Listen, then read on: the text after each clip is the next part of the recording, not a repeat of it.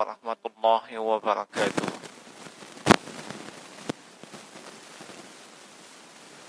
Alhamdulillah, alhamdulillahilladzi ja'ala ramadhana syahran mubarakan wa unzila fihi al-Qur'an hudan lin-nasi wa bayyinatin minal huda wal furqan. Asyhadu an la ilaha illallah wahdahu la syarika lah wa asyhadu anna Muhammadan abduhu wa rasuluhu wa la nabiyya ba'dah. Salawatullah alaihi wa ala alihi wa ashabihi wa man tabi'ahum bi ihsanin ila yaumiddin, amma ba'du.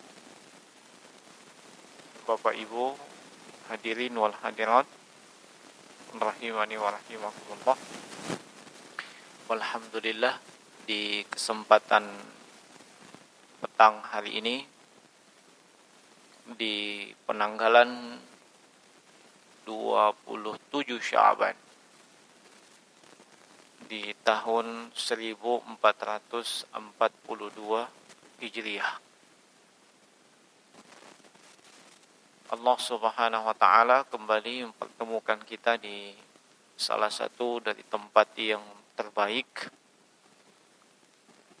di tempat yang paling Allah Subhanahu wa taala cintai dari semua tempat yang ada di bumi ini, yaitu di rumah Allah.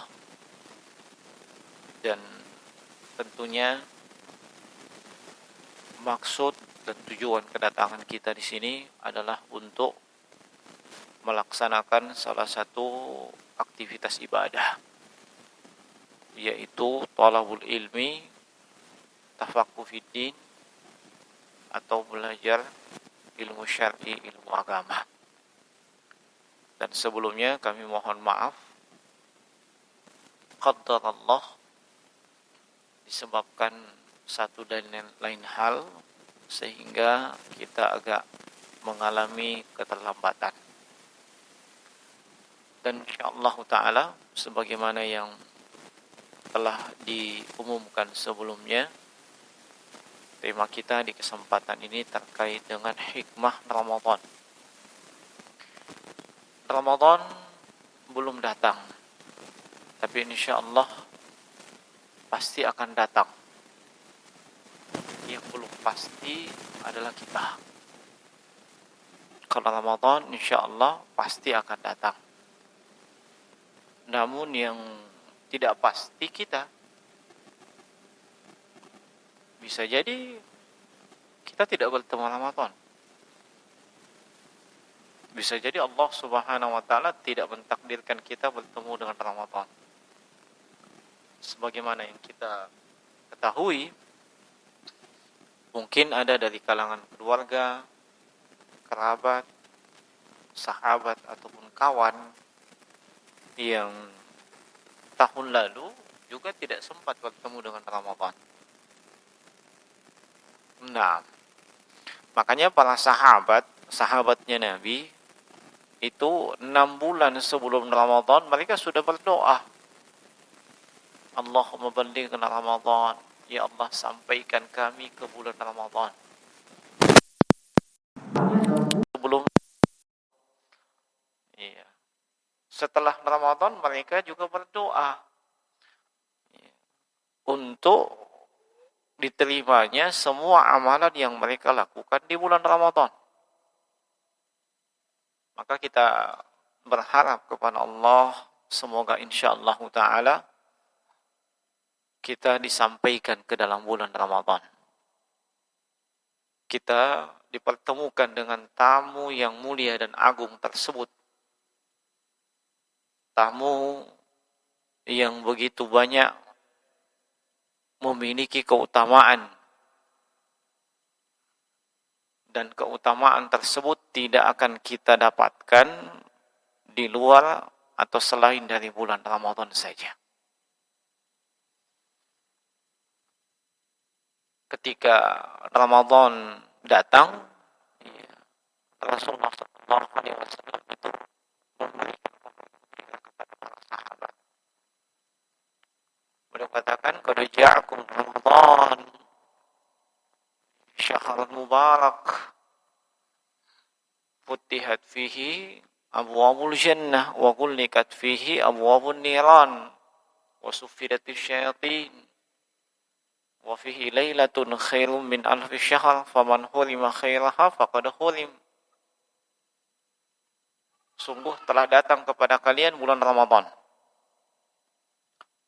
yang di bulan ini atau di bulan Ramadan tersebut dibuka pintu-pintu surga, ditutup pintu-pintu neraka, syaitan dibelenggu, bahkan diberikan tambahan bonus. Ada satu malam di Ramadan itu yang disebut dengan malam Al-Qadar, kita bisa sebut dengan Lailatul Qadar. Siapa yang tidak mendapatkan kebaikan, keberkahan di malam tersebut, sungguh dia telah terhalang. Jemaah sekalian rahimani wa rahimakumullah, sebagai seorang muslim, muslimah, hendaknya kita bergembira. Kita bersukacita dan senang dengan datangnya bulan Ramadan. Ini Allah perintahkan dalam Al-Quran kepada Rasulnya sallallahu alaihi wasallam. Allah subhanahu wa ta'ala berfirman, Kul bifadlillah wa birahmatihi fabidzalika falyafrahu wa huwa khairum mimma yajma'un. Katakan wahai Muhammad kepada mereka, dengan karunia dan keutamaan Allah, hendaknya dengan itu mereka gembira. Tidak diragukan Ramadan karunia. Tidak diragukan Ramadan adalah rahmat dari Allah subhanahu wa ta'ala. Maka hendaknya kita bergembira. Kita bersukacita dan senang dengan kedatangan bulan Ramadan. Walau demikian, kita tidak bisa memungkiri ada sebahagian dari kaum muslimin mungkin yang mereka ini tidak begitu nyaman dengan datangnya Ramadan. Ya, tidak begitu antusias. Tidak begitu punya atensi terhadap bulan Ramadan ini. Walaupun lisannya tidak mengatakan, ya, mulutnya tidak mengucapkan itu, tetapi nampak dari perbuatannya. Tidak ada bedanya di Ramadan dengan di luar bulan Ramadan. Tidak ada peningkatan ibadah. Ya, yang ada malah semakin bertambah malasnya. Kalau di luar Ramadan, jam tidurnya cuma 8 jam. Ya, di luar Ramadan. Begitu masuk Ramadan, 16 jam. Tinggal 8, matanya terbuka 8 jam. Kan 24 jam dalam sehari semalam. Masuk Ramadan tinggal 16 jam tidur. 8 di waktu malam, 8 di waktu siang. Iya. Apa ada yang seperti itu? Ada. Iya. Merasa bahwasanya ini halangan untuk melampiaskan hawa nafsu. Tidak bisa makan, tidak bisa minum. Makanya yang seperti ini biasa kita lihat di awal Ramadan. Ya, awal Ramadan alhamdulillah hampir sunyi. Di tempat yang ramai sekalipun sunyi biasanya. Kalau satu Ramadan. Sebab semuanya puasa. Coba masuk hari kedua. Hari ketiga. Sudah kembali. Ya. Ditambah lagi tempat-tempat yang menjual makanan dan minuman, iya, kembali dibuka. Walaupun sebenarnya, iya, tidak ada larangan secara khusus untuk menutup. Tidak ada. Kenapa? Sebab tidak semua orang berpuasa di bulan Ramadan. Ada orang kafir yang pasti tidak berpuasa, ada juga muslim tidak puasa memang. Disebabkan halangan. Kaum wanita yang haid, mengalami nifas, ya. Kemudian kaum muslimin yang sedikit terganggu akalnya, alias gila, ya. Kaum muslimin yang belum balik, ya. Kaum muslimin yang sedang safar, yang sedang sakit, ini semua dapat keringanan. Nah kalau warung makan ditutup, mereka dapat apa? Mereka dapat makan dari mana? Nah mereka juga muslim. Iya. Nah, yang ada harusnya kita mawas diri, introspeksi diri. Walaupun dibuka itu warung makan, disediakan, bahkan disediakan di depan kita, kalau memang kita puasa, tidak terpengaruh. Anggap saja itu cobaan dari syaitan yang wujudnya manusia. Iya. Kita malah mau sibuk nutup usahanya orang. Padahal iya, tidak semua orang berpuasa. Iya. Nah, jelas jemaah sekalian, iya, seorang muslim dan muslimah yang baik antusias, gembira, sukacita dengan datangnya Ramadan. Tapi tidak kita pungkiri ada yang tidak seperti itu. Iya. Nah, padahal kalau mereka faham, mereka betul-betul tahu keutamaan yang terdapat dalam bulan Ramadan, hikmah yang ada di dalam bulan Ramadan, niscaya mereka tidak akan seperti itu. Jemaah sekalian rahimani wa rahimakumullah. Kita lihat sepintas. Iya. Dalam setahun ada 1 bulan kita tidak boleh makan dan minum. Padahal dimaklumi, kita tahu semua, makan dan minum kebutuhan dasar untuk makhluk hidup. Artinya, untuk menunjang, mensupport kehidupan, harus ada makan dan minum. Kalau tidak ada makan dan minum, otomatis kehidupan tidak bisa berlanjut. Kan begitu? Tapi justru itu yang harus ditahan. Iya. Kalau zaman dulu syariatnya umat terdahulu, puasanya mereka, ya mereka tidak boleh berbicara. Itu puasanya. Ya, seperti puasanya Maryam alaihi salam, ibunda Nabi Isa alaihi salatu wassalam. Ya. Dia puasanya enggak bicara, enggak ngomong. Itu syariatnya mereka. Ya. Di zamannya Nabi Daud, syariat puasanya sehari puasa, sehari enggak. Ya. Enggak makan, enggak minum. Kita demikian pula. Justru itu yang ditahan. Ya.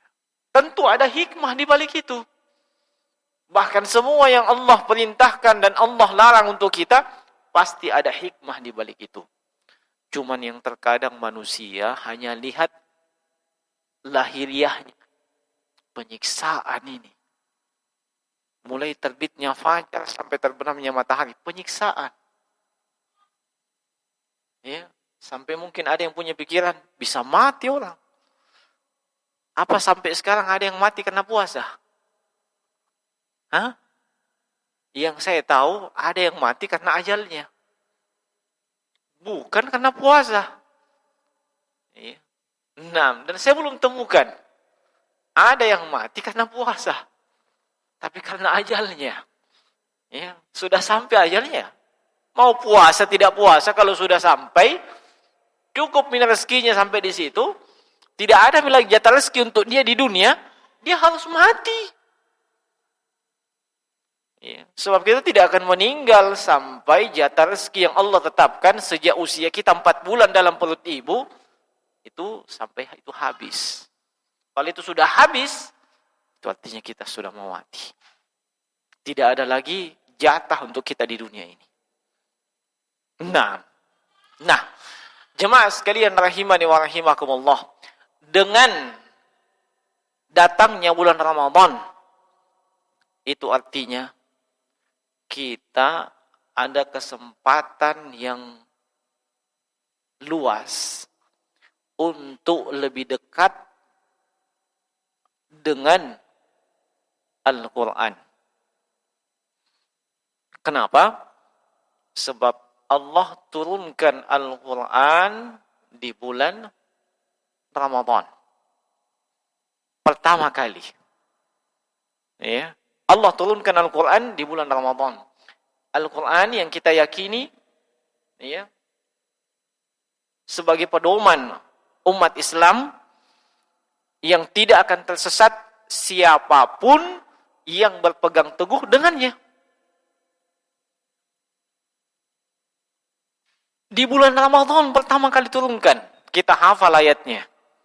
Ya. Syahrul Ramadan alladzi unzila fihi al-Qur'an hudan lin-nas wa bayyinatin minal huda wal furqan. Lebih detail ada di surah Al-Qadar. Inna anzalnahu fi lailatul qadar. Ada juga dalam surah Ad-Dukhan. Inna anzalnahu fi lailatin mubarakah. Kami turunkan di malam Al-Qadar, itu Al-Quran. Ya, yang kemudian kata Abdullah bin Abbas, ya, anzalallahu al-Qur'ana min lauhil mahfuz ila baitil izza fi jumlatin wahidah. Allah turunkan Al-Quran dari lauhil mahfuz ke baitul izza itu secara keseluruhan. Jumlatan wahidah. Lalu dari situ turunkan ila sama'id dunya. Ya. Kepada Rasulullah sallallahu alaihi wasallam mufarraqan berangsur-angsur. Yang jelas pertama kali turun Al-Quran itu di bulan Ramadan. Makanya para pendahulu kita yang saleh itu begitu antusias dengan Al-Quran sebelum Ramadan, terlebih ketika di bulan Ramadan. Sya'ban mereka sudah antusias dengan Al-Quran. Masuk Ramadan lebih-lebih lagi. Kalau di zamannya mereka, ya, tiap malam mereka mengkhatamkan Al-Quran. Ada yang mengkhatamkan Al-Quran baca. Ya, ada juga yang melalui hafalannya. Ada yang mengkhatamkan Al-Quran ketika dia qiyamul lail, salatul tarawih. Itu pendahulu kita yang soleh. Tapi kalau kita di zaman now, kayaknya itu agak berat ya. Agak berat. Mau satu malam hatamkan 30 juz, berat itu. Nggak susah. Ya. Kenapa? Yang pertama, yang kendalanya, ada yang hafal, Ki. Ya. Nah, kalaupun ada yang hafal, mungkin belum tentu dia sanggup berdiri. Ya. Nah, makanya itu kita kata-kata di zaman Allah. Kalau zaman sekarang, subhanallah. Biasanya di sini pakai sholat tarawih, Pak. Pakai ya. Biasa kalau sholat tarawih, satu rakaat berapa ayat?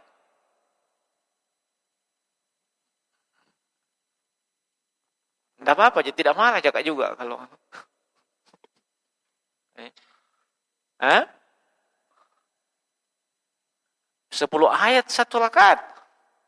Minimal. Jago duka, Ti.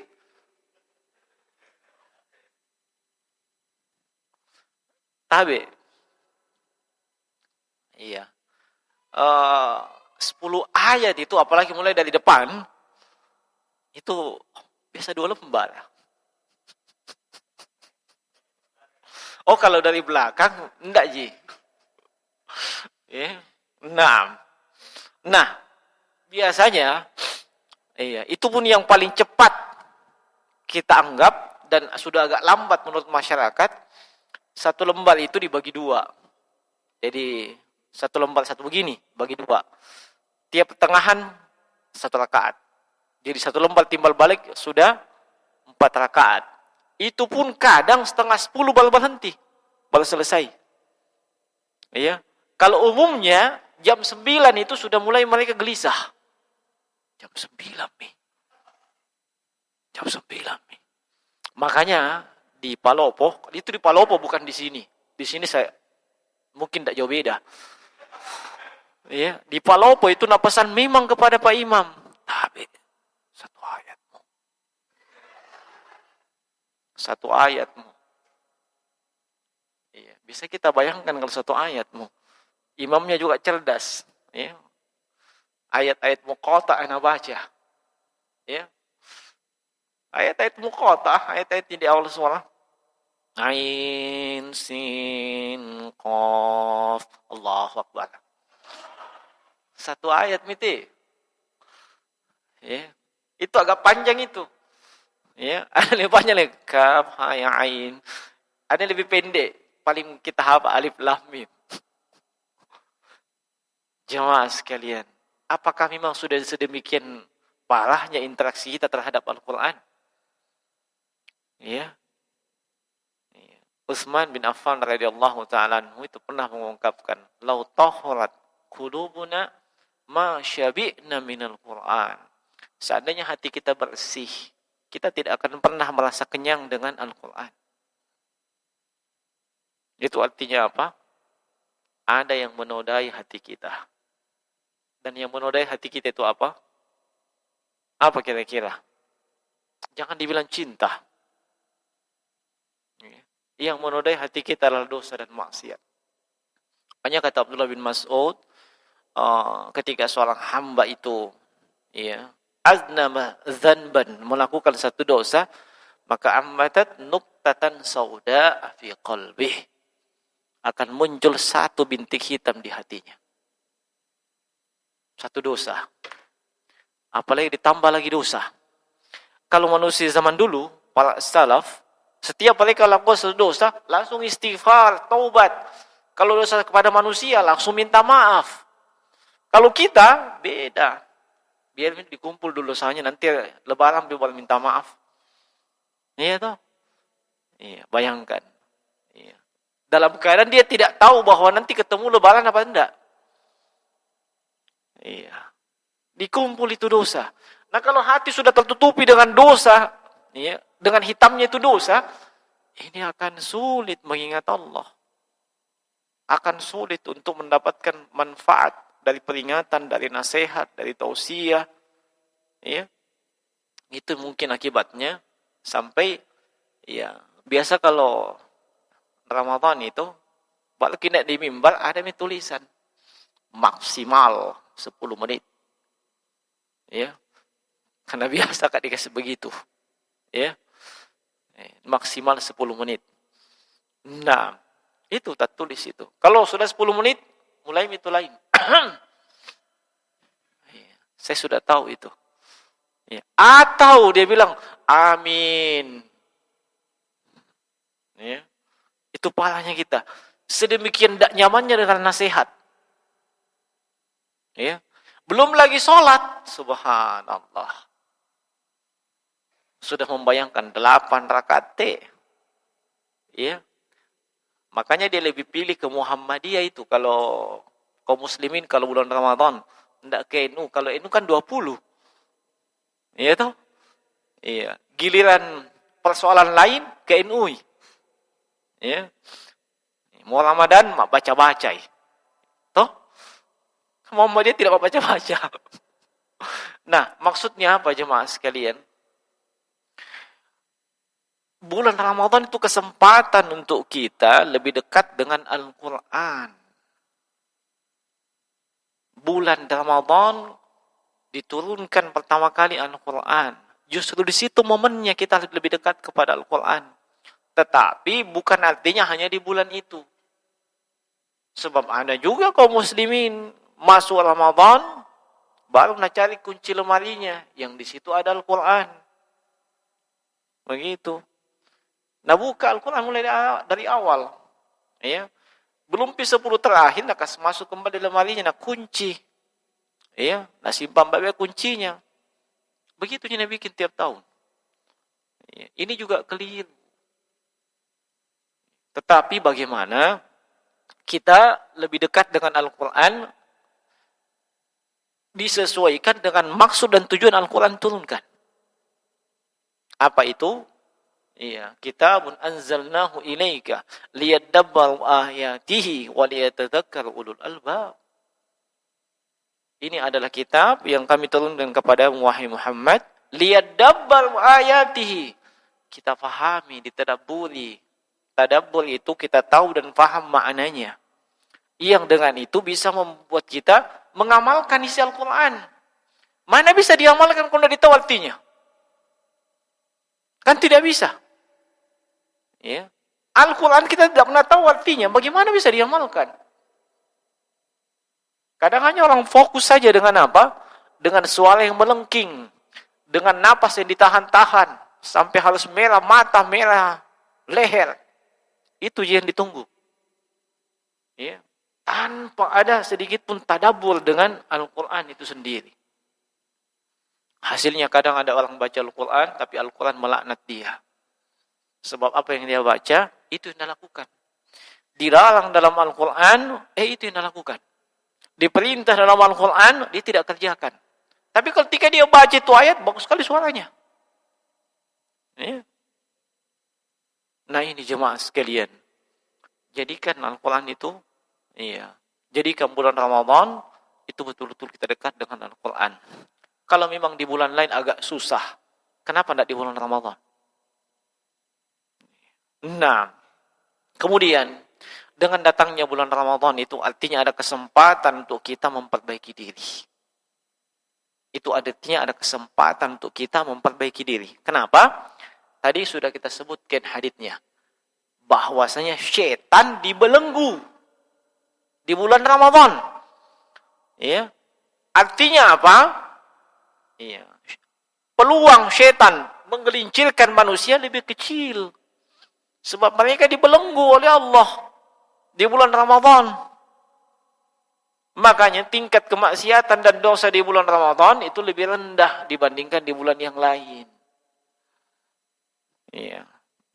Terkadang orang tidak berani bohong. Kenapa? Puasa. Iya toh?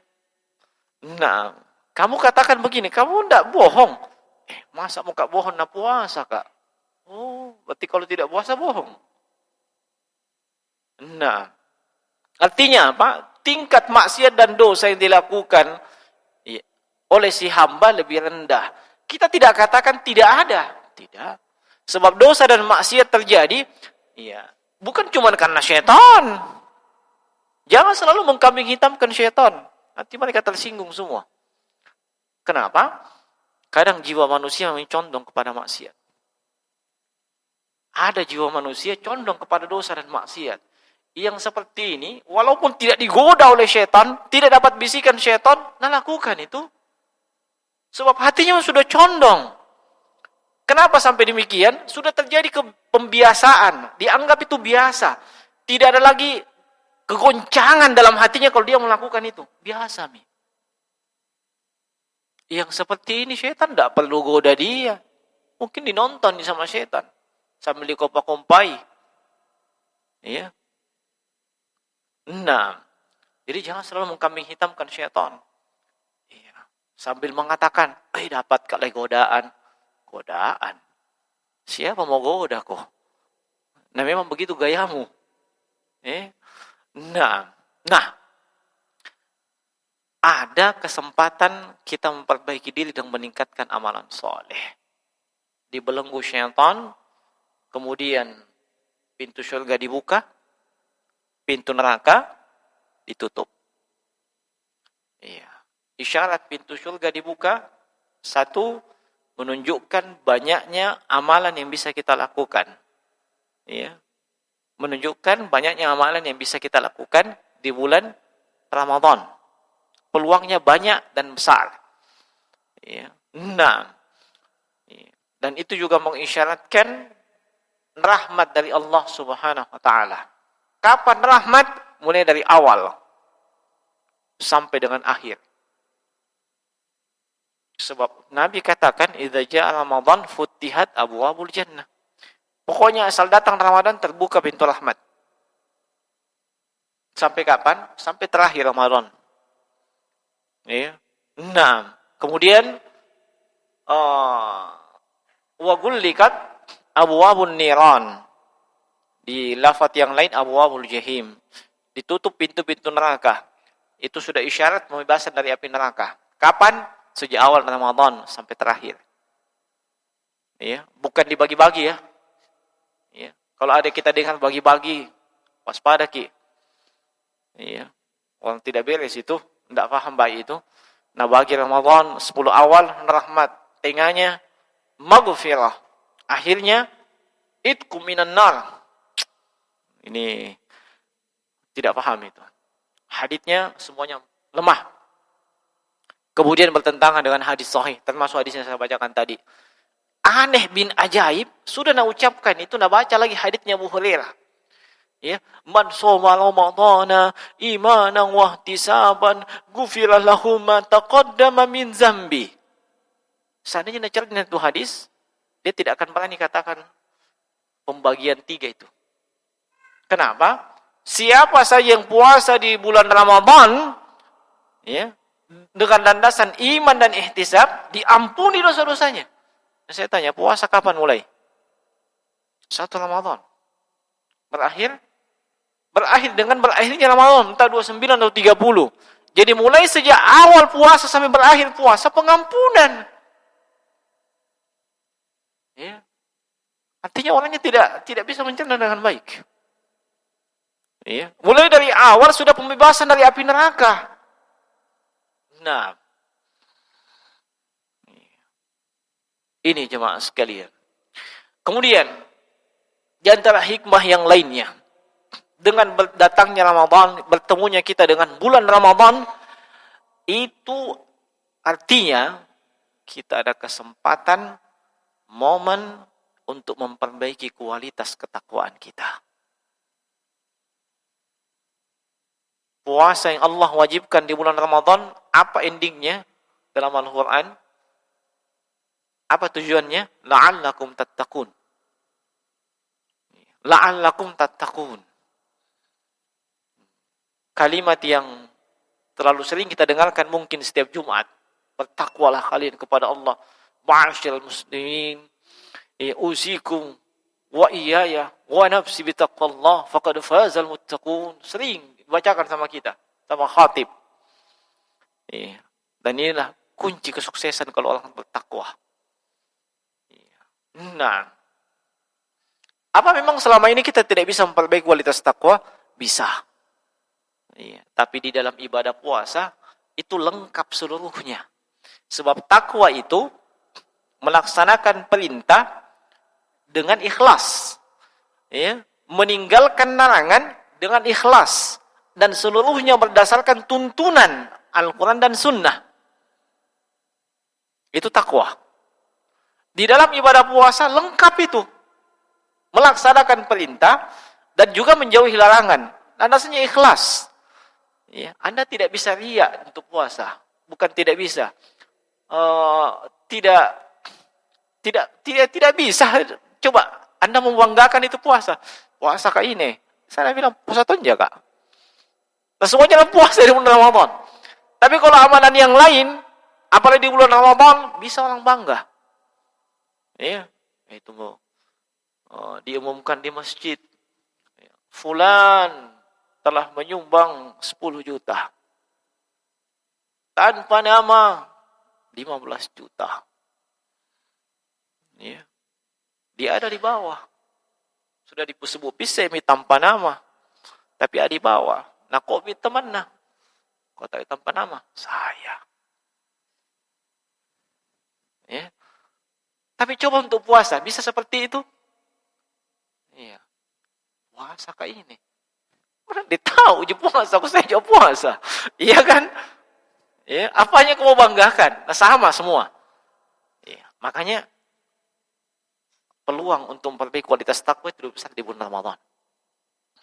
Dengan datangnya bulan Ramadan itu juga, dan kita diperintahkan puasa, itu artinya kita ada peluang untuk lebih memperbaiki akhlak kita. Bagaimana bisa? Apa adab etikanya orang berpuasa? Kata Nabi, فَإِذَا كَانَ فِي يَوْمِ أَحَدِكُمْ فِي يَوْمِ صَوْمِ أَحَدِكُمْ فَلَا يَرْفُثْ وَلَا يَسْخَفْ وَلَا يَجْهَلْ. Apabila kalian berada pada hari kalian berpuasa, jangan rafas. Rafas itu kalau kalimatnya bentuknya perbuatan. Jangan melakukan, baik itu bentuknya ucapan atau perbuatan, baik itu pornografi ataupun porno aksi. Porno. Nah, Wala yaskhaf, jangan suka teriak-teriak seperti orang gila. Iya. Wala yajhal, jangan melakukan tindakan yang bodoh, tidak ada manfaatnya, tindakan yang sia-sia. Ini ketika puasa. Kita dididik seperti itu. Bahkan jangan bohong. Ya. Nah, itu artinya perbaikan akhlak. Kalau selama ini kita terbiasa dengan hal itu, coba terkekang itu begitu puasa, tidak berani. Ya. Sedemikian tidak beraninya kaum muslimin, sampai-sampai hal-hal yang tidak batal puasa, nanggap batal puasa. Ya. Bukan cuma bohong saja, tidak berani dia bohong. Bukan cuma sekedar melakukan dosa saja, tapi hal-hal yang sebenarnya boleh, tidak batal puasa, nanggap batal puasa. Nanggap makruh puasa. Ya, seperti apa? Jangan kau menangis. Ya. Jangan kau menangis. Makruh puasamu itu? Iya. Batal lagi? Iya, makruh. Bahkan bisa batal. Kalau dia menangis, air matanya menetes, singgah di mulutnya, natelan. Baru batal puasa. Tapi selain daripada itu, enggak. Ya. Ada juga yang tidak mau gosok gigi. Kenapa? Bau mulut orang berpuasa lebih harum daripada rihil misk. Betul begitu kan? Sahih. Haditsnya sahih. Tapi kalimatnya khaluf. Khaluf ini bau yang muncul dari lambung. Akibat lambung itu kosong. Bukan bau mulut. Malah dianjurkan setiap mau sholat, gosok gigimu pakai siwak apa segala macam. Ya. Ada malah tidak mau mandi. Ya. Nah, macam-macam. Bahkan yang lebih parah, istri tidak mau dekat suaminya. Ya. Istri tidak mau dekat suaminya. Suami selalu mau dekat dengan istrinya. Nah, padahal boleh suami peluk istrinya, istri peluk suaminya. Tapi cukup di satu sesi. Sesi itu saja. Jangan tambah sesi berikutnya. Paham maksudnya? Ya? Iya. Kenapa? Aisyah menceritakan karena Nabi sallallahu alaihi wasallam yuqabbil wa huwa shaim wa yubashir wa huwa shaim. Nabi itu memeluk dalam keadaan beliau puasa, beliau juga mencium dalam keadaan beliau berpuasa. Wa kana amlakahum di ilbihi. Tapi beliau paling bisa mengendalikan hawa nafsunya.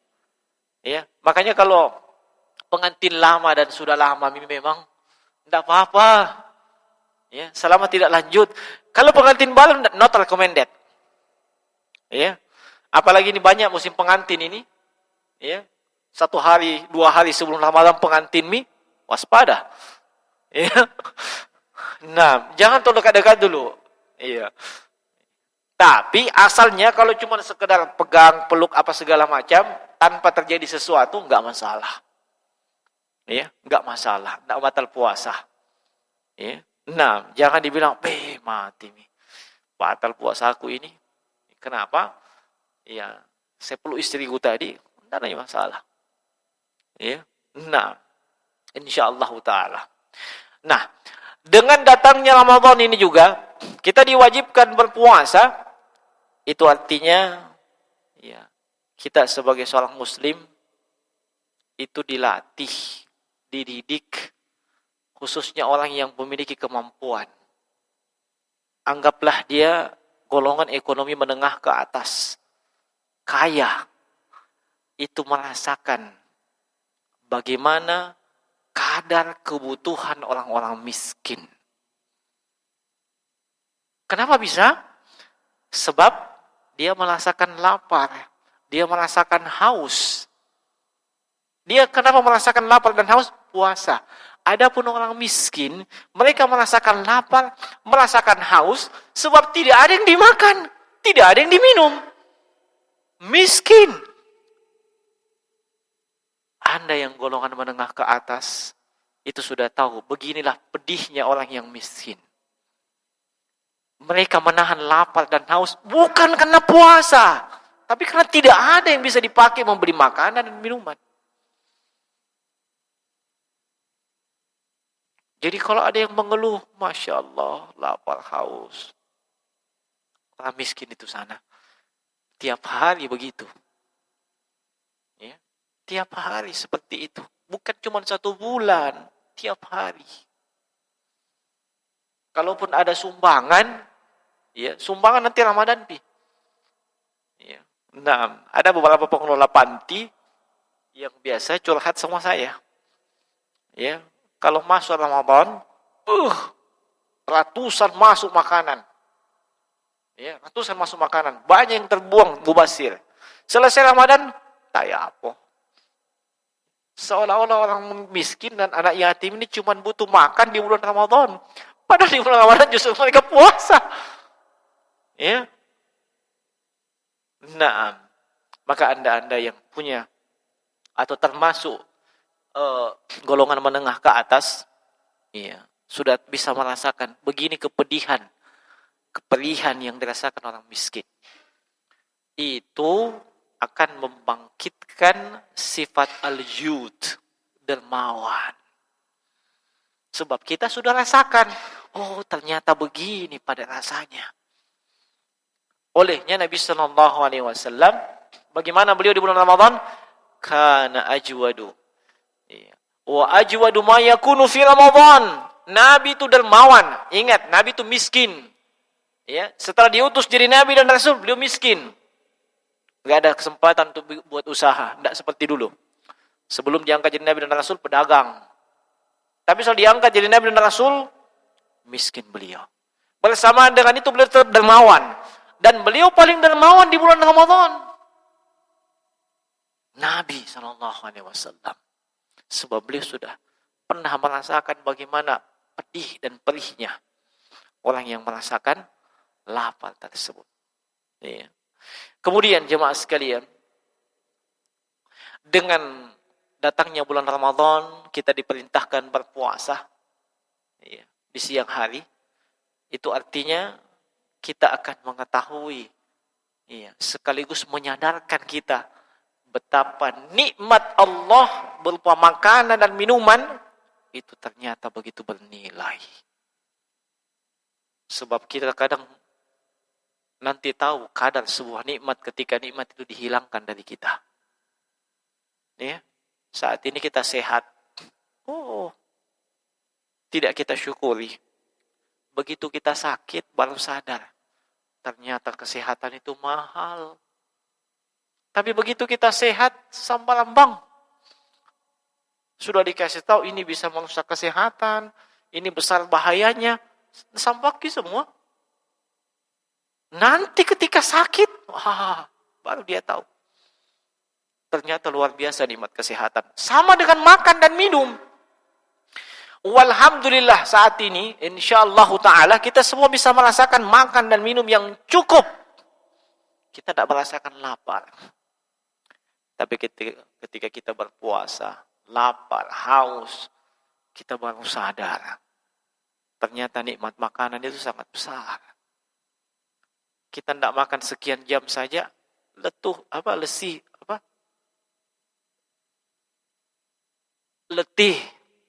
lesu, lemah, loyo.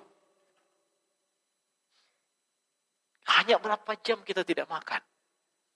Betapa penting ternyata itu makanan. Minum juga. Hanya berapa jam kita tidak minum, subhanallah. Membuat kita lebih pandai bersyukur kepada Allah subhanahu wa ta'ala. Itu hanya ada di mana? Di bulan Ramadan. Iya. Nah, juga jemaah sekalian, dengan datangnya bulan Ramadan, kita diperintahkan untuk melaksanakan ibadah puasa. Itu artinya kita akan lebih mempersempit laju daripada syaitan yang mengalir dalam darah manusia. Ya. Nabi kan sampaikan, inna syaitan yajri majrad dam. Syaitan itu mengikuti aliran darah manusia. Aliran darah kencang itu kapan? Kapan aliran darah kencang? Ketika kita di kondisi yang kenyang. Ya. Di kondisi yang lapar, madodong itu. Ya, kan begitu. Iya, dan itu sudah merupakan bentuk usaha kita, iya, membentengi diri kita daripada syaitan. Kemudian di antara hikmah yang lain jemaah sekalian, dengan puasa itu juga, itu akan melatih kita untuk lebih bersabar di kondisi kita tidak mendapatkan makanan dan minuman. Kenapa demikian? Sebab tidak selamanya kita berada pada kondisi kenyang dan tidak haus, dahaga. Kadang kita punya uang, tidak ada warung. Dan saat itu kita sedang lapar. Atau dibalik, warung tersebar dari ujung utara sampai selatan. Buka kantong, tidak ada uang. Kalau orang yang sudah terbiasa berpuasa, ya santai aja. Dia sudah pernah rasakan lapar ketika puasa. Dia sudah terbiasa. Ya. Nah, secara khusus bagi para suami, ya tidak akan terjadi ribut-ribut lagi di rumah. Pulang kerja, capek, istri ternyata lupa masak. Atau masak tapi salah masak ini. Atau apalah. Akhirnya makanan yang seharusnya ready, siap, tidak siap. Iya. Begitu pulang, makanan tidak ada. Ya, tidak apa-apa. Saya sudah terbiasa puasa di Ramadan. Sudah terbiasa nahan lapar, nahan haus. Nah, ini tidak berapa jam, Ji. Iya tuh. Nah, akhirnya, itu lebih meminimalkan masalah dalam rumah tangga. Makanya Nabi ketika beliau menanyakan kepada istrinya, hal indakum syai', apakah kalian punya sesuatu? Ketika istri mengatakan tidak ada, beliau katakan idzan fa inni shaim, kalau begitu saya puasa. Nah, melatih kita bersabar. Iya. Nah, ini di antara hikmahnya. Kemudian dengan Ramadan itu sendiri, itu artinya kita diberikan peluang dan kesempatan untuk bertemu dengan malam Al-Qadar. Sebab Lailatul Qadar itu hanya ada di bulan Ramadan. Dan Lailatul Qadar itu berada di 10 akhir Ramadan. Ya. 10 akhir Ramadan. Iya. Lebih besar peluangnya itu di malam-malam yang ganjil. Ya. Nah, saya tidak sebut semua nasnya, tapi memang demikian kesimpulannya. Ya. Dan kita yakin, sepakat, Lailatul Qadar atau malam Al-Qadar itu pertama kali turun Al-Quran. Nuzulul Quran. Ya, di 10 akhir. Iya. Bukan di 17 Ramadan. 17 Ramadan di mana itu? Di 10 tengah. 10 tengah. Iya. Salah alamat mimam dari awal. Iya. Nah, harusnya 10 akhir.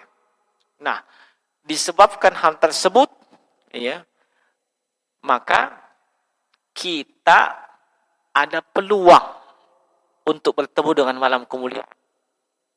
Apa istimewanya? Istimewanya sering kita baca Al-Quran. Ya, khairum min alfi syahr. Jauh lebih baik dibandingkan 1000 bulan. Apanya yang jauh lebih baik? Satu amalan Anda lakukan. Ya, di malam tersebut. Itu jauh lebih baik dibandingkan dilakukan di waktu yang lain, di luar malam Al-Qadar. Iya. Bandingkan 1000 bulan. Iya. Kita 1000 bulan itu berapa tahun? 43 tahun lebih. Saya kira saya 83. Ada yang bisa jamin kita dapat usia 83? Enggak ada kan? Ya, 1 malam saja. Anda sudah dapat peluang beribadah lebih dari 83 tahun. Itu hanya ada di mana? Di Ramadan. Disebabkan hal ini, Bapak Ibu yang kami muliakan, makanya Nabi SAW masuk di 10 akhir Ramadan. Disitulah puncaknya ibadah. Iya, makanya Aisyah menyebutkan, ya, idza dakhala al-ashr shadda mi'zarahu wa ayqadha lailahu wa ayqadha ahlahu wa ahya lailahu. Ini testimoni istri tentang suaminya. Kata Aisyah, kalau masuk 10 akhir Ramadan, itu Rasulullah, iya, syadda mi'zarahu. Pokoknya kain sarungnya diikat kencang. Maksudnya beliau tidak dekat istrinya dulu. Ya. Tidak berhubungan dengan istrinya dulu. Kasih kencang sarungnya. Itu kiasan. Fokus ibadah. Kemudian beliau menghidupkan malam-malamnya. Dan beliau tidak ibadah sendirian. Aiqadha ahlahu. Nah, kasih bangun anak istrinya. Ya, dia kasih bangun. Ayo, sholat. Ini di 10 akhir. Ini Nabi kita. Ya. Nabi yang di dalam Al-Quran, dosanya yang lalu maupun yang akan datang sudah diampuni oleh Allah. Masih iktikaf. Masih sholat semalam suntuk. Kita yang sama sekali tidak pernah dapat pemberitaan dosamu sudah diampuni. Ya, tidak pernah dapat notifikasi, konfirmasi, chat, WA, dosamu belum habis, dihapus. Tidak pernah. Bersamaan dengan itu, masuk 10 akhir Ramadan, istirahat. Istirahat betul. Ya, fokus dengan apa? Lebaran. Ya. Bapak-bapak pokoknya sibuk naskin semua isi rumahnya. Mana yang bisa dikasih milo, mana yang bisa dicet, mana yang bisa dijahit pokoknya. Ya. Pagi sampai sore dikerja itu. Malam, mana bisa sholat tarawih kalau sudah capek? Iya kan? Sudah capek. Mulai pagi tuh. Pagi kerja. Siang selesai kerja. Ya, mau ngechat lagi, apa lagi segala macam. Ya. Para ibu-ibu, ibu-ibu tidak. Maksudnya tidak jauh beda. Ya. Dia sibuknya bukan mak bikin kue. Ya. Pokoknya jangan sampai kue tahun ini sama dengan kue tahun lalu. Apa kata orang? Masya Allah. Ya. Kan begitu. Ya. Akhirnya fokus cari. Ada yang berburu di YouTube, ya. Ada yang telepon tetangganya, temannya apa semua, minta resep, minta ini, habis waktu. Ya. Belum lagi di sela-sela itu, cari di Google, di mana lagi diskon besar-besaran. Ya. Baju lebaran, ya. Cari yang diskonnya 150%. Oh endoy. Bapak Ibu, tolong saya kasih ingat. Walaupun diskonnya 300%, ya tuh Pak Balu, napa kendek jolo. Nak kasih naik dulu. Sudah itu nak kasih 3%. Jadi walaupun berapa persen tetap di keuntungan. Oh, begitu. Saya sudah tahu. Dari mana? Saya dapat info dari Pak. Ya. Saya pribadi, tapi ini bukan Anda. Saya tidak. Saya pribadi biasanya sebelum masuk Ramadan. Kalau memang ada kebutuhan untuk pakaian sebelum Ramadan atau di bulan Syawal. 1-2 hari sudah lebaran, pasti turun harga. Ya begitu. Mau apakah? Nah, harus ke baju baru kalau lebaran. Lebaran kan baju baru. Ya, di Cina. Ya, toh. Cuman kita ini kayak gimana begitu? Fokusnya di situ. Ya. Tidak bisa lupakan masa kecilnya. Ya. Kan masa kecilnya begitu selalu minta aja lebaran sama orang tuanya. Ini sampainya tua putih rambutnya masih begitu. Harusnya kita didik anak-anak kita tidak seperti itu. Ya. Saya tidak melarang. Saya tidak mengatakan jangan kau beli baju. Bukan. Maksudnya ada yang lebih utama untuk kita kerjakan di 10 akhir ini. Begitu. Jangan kita menghabiskan waktu berlebih-lebihan terhadap yang hukumnya mubah, boleh, sementara di sana ada yang wajib, ada yang sunnah, bisa kita utamakan. Ini yang menyebabkan menurunnya ibadah kita. Nah, berlebih-lebihan dalam hal yang mubah. Apa contoh? Makan, minum. Ya. Makan, minum hukumnya apa? Mubah, boleh. Tapi kapan berlebih-lebihan, itu jadi sebab Anda akan malas ibadah. Coba orang yang kekenyangan ketika buka. Bagaimana sholat maghrib? Pasti nak tunda daripada keluar kini kalau saya sholat maghrib. Ya toh? Makanya kalau buka itu bagaimana seharusnya? Dikasih pol. Nah, buka puasa dengan beberapa biji kurma. Setelah itu beliau sholat maghrib. Tidak langsung dikasih full. Ya, jalan kote 3. Saya sebut jalan kote karena itu juga favoritku. Ya. Nah, yang penting batal dulu puasanya. Ya, sekiranya disuruh buka puasa dengan yang manis-manis. Itu bukan hadis itu. Itu iklannya teh botol sosro.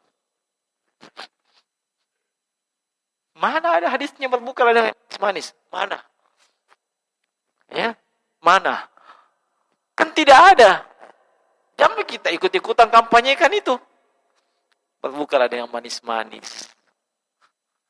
Nah, biar itu kecut, pahit. Kalau kau berbuka sambil memandangi wajah istrimu, mati itu. Sama kau punya istri. Kalau tidak ada istrimu, masih ada 2 hari. Toh? Sebelum Ramadan. Ahad, Senin. Toh? Bisa ijab kabul dulu. Apa masalahnya?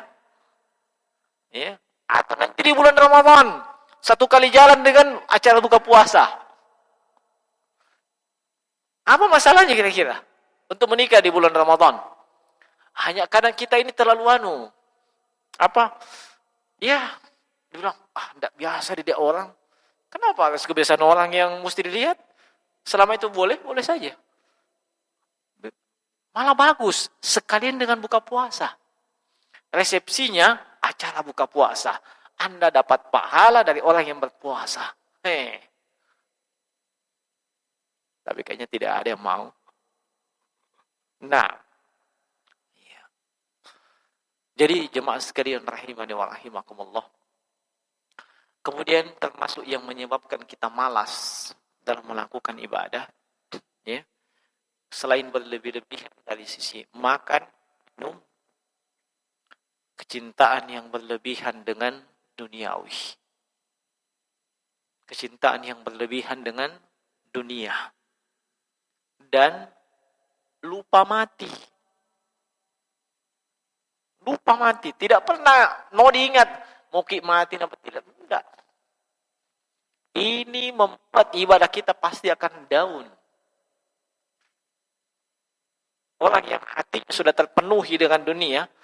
Ya. Dan itu memang cita-cita dan ambisinya.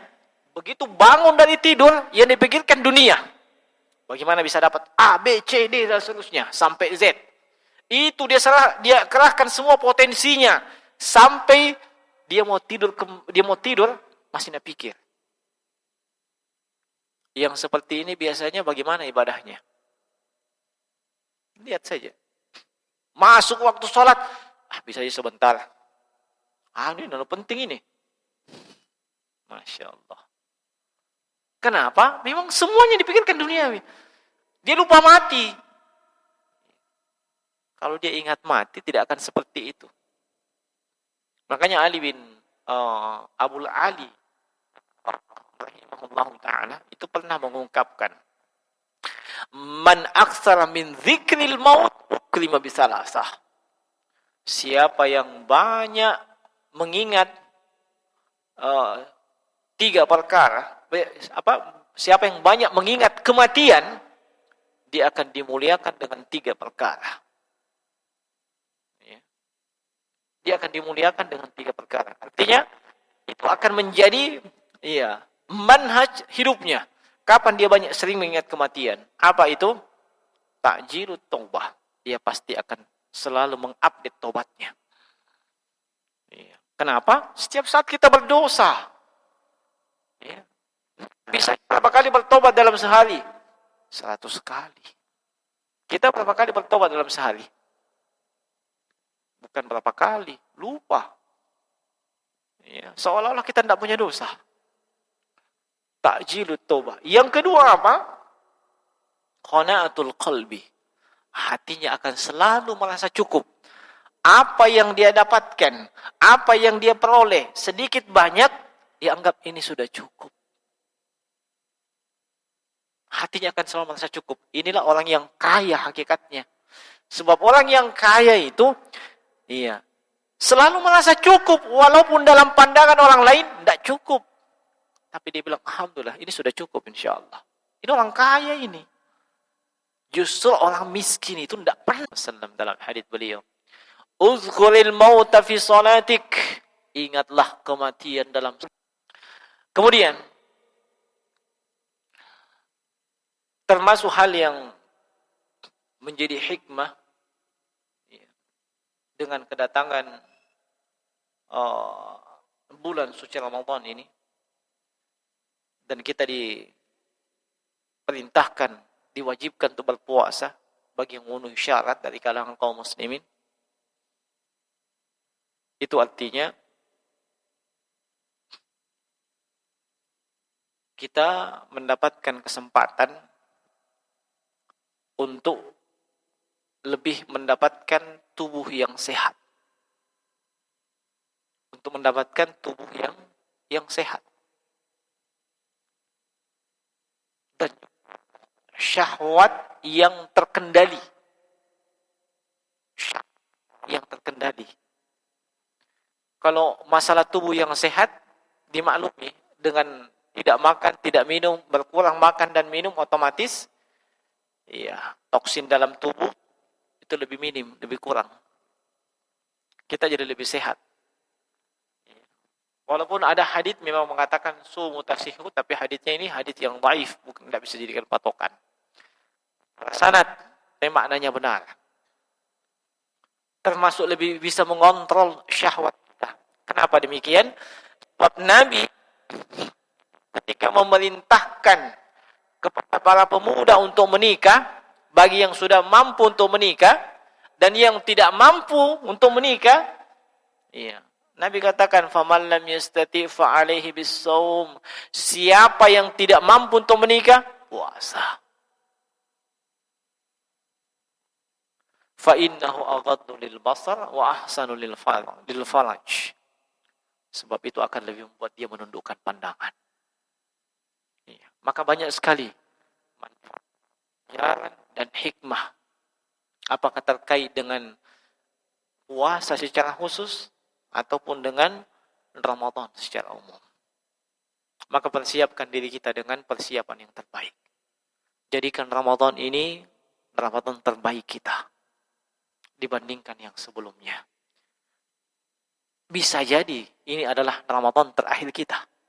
Bisa jadi.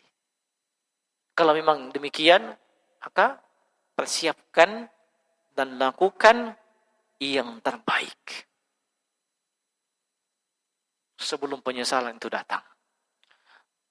Ini yang kita nasihatkan kepada semuanya. Saya tidak bisa sebutkan semua hikmah dan manfaat di balik pada bulan Ramadan tersebut. Cukup banyak disebutkan para ulama. Tapi apa yang kita sebutkan tadi, mudah-mudahan itu cukup untuk memotivasi kita. Supaya Ramadan tahun 1442 ini betul-betul kita maksimal. Maksimal dalam beribadah. Baik ibadah fisik ataupun ibadah yang melibatkan hati. Ya. Sebab ibadah itu macam-macam. Kita maksimal. Ya. Nah, kita mencontoh Nabi SAW. Ya. Kita maksimalkan diri kita dan semoga Allah Subhanahu Wa Taala menyampaikan kita di bulan Ramadan dan semoga Allah Subhanahu Wa Taala memberikan taufik kepada kita ya, untuk dapat memaksimalkan diri dengan ibadah di bulan mulia tersebut. Saya kira ini jemaah sekalian yang saya bisa ingatkan. Semoga bermanfaat dan yang benar hanya datang dari Allah Subhanahu Wa Taala. Amalan apa saja yang dilakukan Rasulullah di bulan Ramadan dan 10 akhir? Pertama, puasa. Yang kedua, sholat tarawih. Ya. Yang ketiga, tilawatul Quran. Yang keempat, bersedekah, berinfak, dan yang semisal dengan itu. Ya. Nah, dan semua amalan soleh beliau lakukan sesuai dengan kemampuan beliau. Nah, di 10 akhir terjadi peningkatan baik dari sisi intensitas, ya maksudnya apa? Kalau sebelumnya tidak full, tapi kalau di 10 akhir lebih banyak waktunya tidak tidur, ya dibandingkan di 10 awal dan 10 pertengahan. Harusnya kita jawab seperti itu. 10 akhir, kalau memang tidak ada kegiatan besok pagi dan seterusnya, ya, maksimalkan diri kita. Ya. Nah, jangan malah kita lebih, kalau Nabi bengkak-bengkak kakinya itu, sholat malam. Kenapa? Karena berdiri. Kita kata balik, kita mata yang bengkak. Nah, sabab Buddha tindona. Nabi bengkak kakinya. Lama berdiri sholat malam. Padahal dosanya sudah diampuni nih. Kita tidak tahu bahwa dosa kita sudah diampuni sampai subhanallah. Iya, jadi itu yang dilakukan oleh 10 akhir. Hukum ziarah kubur sebelum Ramadan. Ziarah kubur ini hukumnya sunnah, dianjurkan. Tapi ya, jangan dikhususkan di momen tertentu. Ya. Nah, kalau mau ziarah kubur kapan saja. Malah kalau terlalu tenggelam dengan masalah dunia, ziarah kubur supaya kita ingat mati. Itu sedikit mengerem ambisi kita terhadap dunia. Semua yang kita usahakan, mulai dari bangun tidur sampai kita mau tidur, ditinggalkan. Kita akan masuk dalam lahat. Mengerem ambisi kita. Ziarah kubur. Tapi jangan dikhususkan. Nanti mau masuk ini, ziarah kubur. Tidak perlu. Kapan saja. Ya. Nah, sebelum Ramadan, ya, jangan dikhususkan. Tanda puasa kita terima. Ya. Min alamati qabulil amal, al-amalu ba'daha. Min alamati qabulil hasanah, al-hasanatu ba'daha. Ya. Itu kata para ulama. Di antara tanda amalan diterima, dia akan lanjut amalan itu setelahnya.